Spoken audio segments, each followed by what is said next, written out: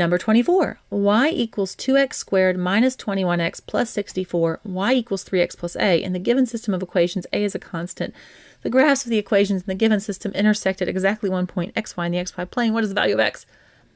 This problem, man. If you read their directions, the College Board's instructions for how to solve this problem, you might have felt your brain exploding just a little bit, and I wouldn't blame you. I'm going to go through right now their explanation for how to do this problem.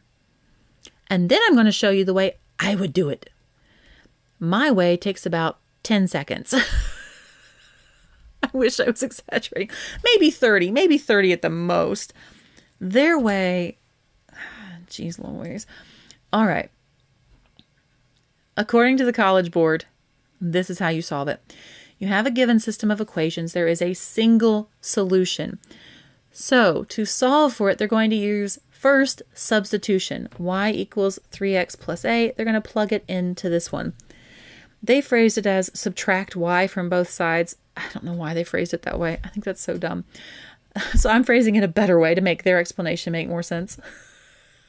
Yes, I'm casting shade. I'm a little mad at them about this problem.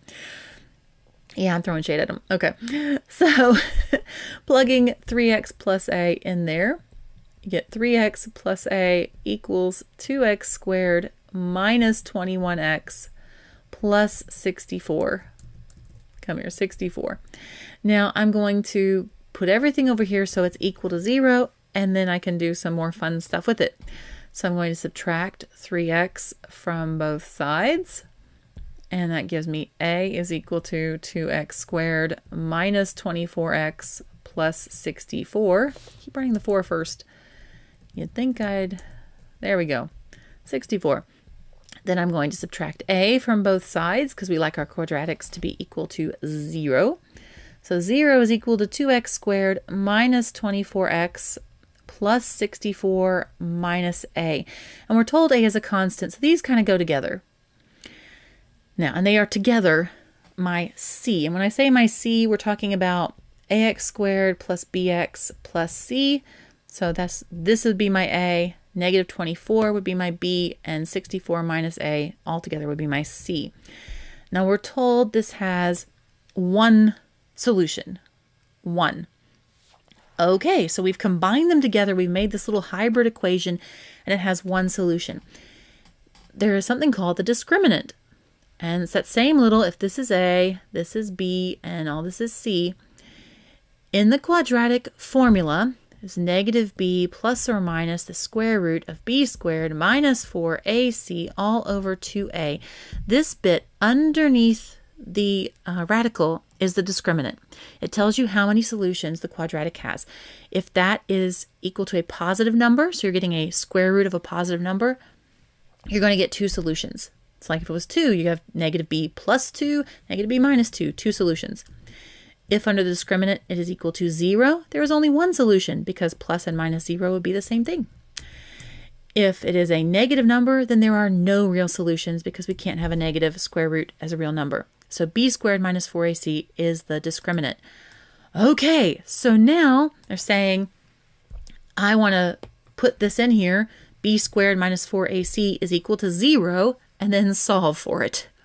Okay, so b squared minus 4 times a times c, it has to equal 0 for there to be only one solution. My b is negative 24, so negative 24 squared minus, parentheses, 4 times my a is 2. Oh, getting ahead of myself. And my c is 64 minus a. So I'm going to put all of these in parentheses. And that's all equal to 0. Okay, now it's time to get out our calculators. Because I know a lot of things, but I don't know 24 times 24 off the top of my head. That is 576. And 4 times 2 is 8. And then 8 times 64 minus a. I need to distribute that. And again, let me get rid of those. It's not so confusing. This is all going to be equal to 0. So 8 times 64 is 512. So I'm putting all of this in here. So it's 576 minus, I'm putting all in parentheses, 8 times 64 is 512. And then 8 times negative a is negative 8a. And then because it's minus all of this, I'm going to change this plus to a minus and that to a plus.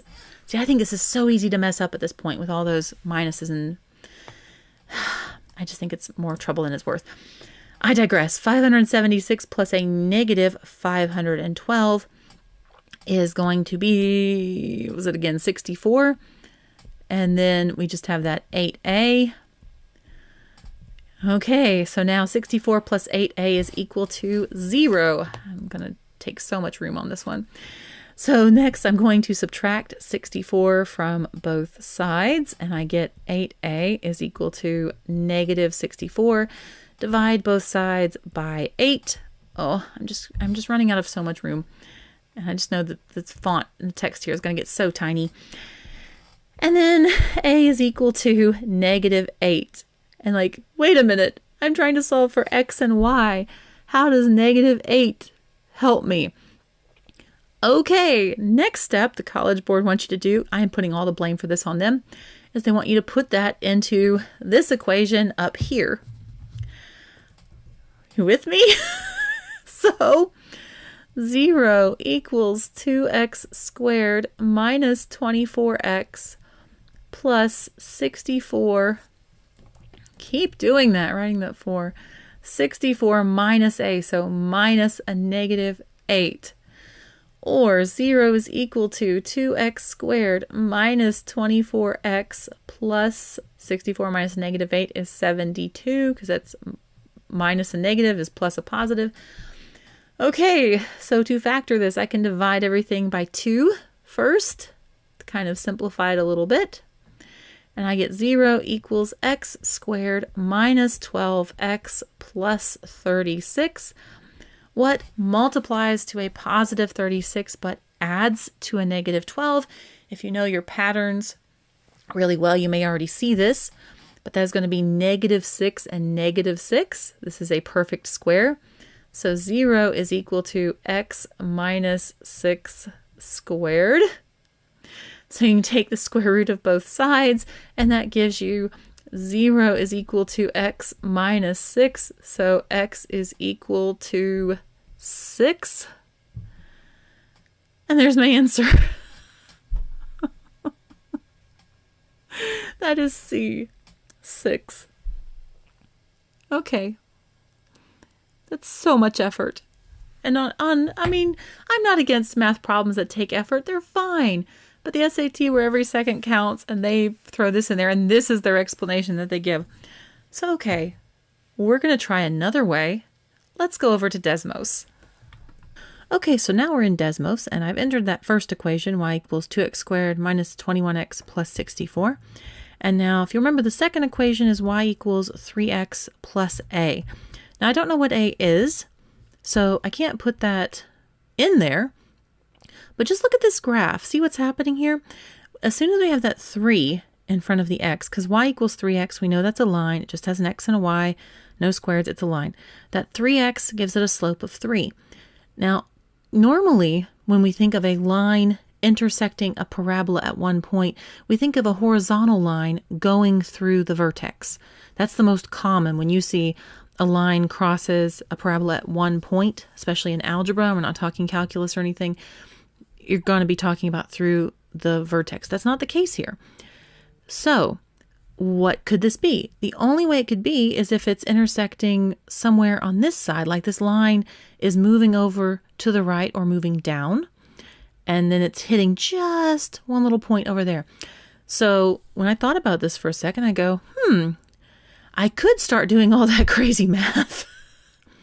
Or I'm assuming that the y-intercept, that a, is most likely a whole number or it's an integer. So I'm going to start putting in numbers. I know it needs to go down. What if I did minus 1? Okay, down, but not enough. So I just very quickly started going backspace, new number, backspace, new number. 2, 3, 4, 5, 6. We're getting close. 7, 8. Hey, I only see one dot there at their point of intersection. And that is, it was highlighted a second ago. There we go. It is 6 and 10. What is my x value there? 6. And there's my answer. So this is something where sometimes if we take the time to think, is there another way to solve a problem? You can find a much faster solution. I'm not saying Desmos is the savior, is going to be your savior on all these type problems, but my goodness, can it cut out some of the work sometimes? And this is a prime example of that.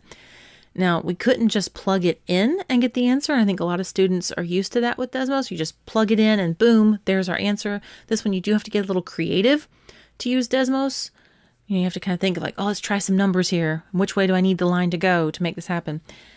But if you can, if that eureka moment hits, this is a great way to save yourself a ton of time on these puzzle problems using Desmos to help you get around that mess of math that we just saw. Hey guys, just a quick heads up. I've got some cool stuff coming for y'all, including a free course full of SAT tips and tricks, as well as an exhaustively complete course on everything you need to know for the SAT, both math and reading. So subscribe to the channel to get notified when that goes live. I'm also going to put it in the comments and description below as soon as it does. In the meantime, if this video was helpful or useful in any way, please let YouTube know. Comment, like, share, subscribe. You know the drill. Thank you so much for stopping by. Hope you have a great day. See you later. Bye.